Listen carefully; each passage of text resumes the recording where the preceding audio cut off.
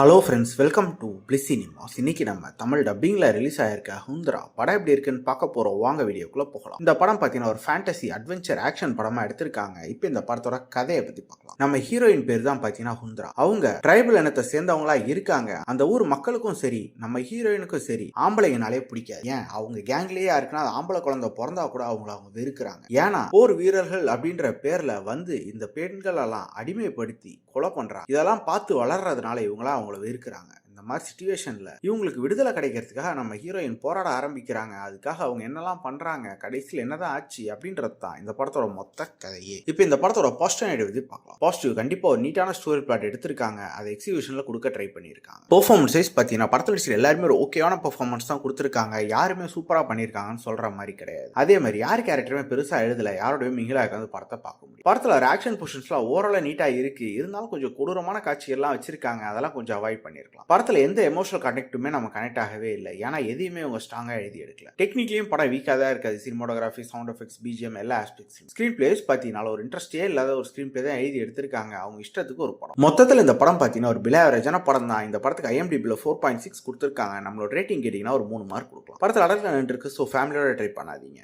இன்னொரு வீடியோவில் சந்திக்கலாம். தேங்க்யூ.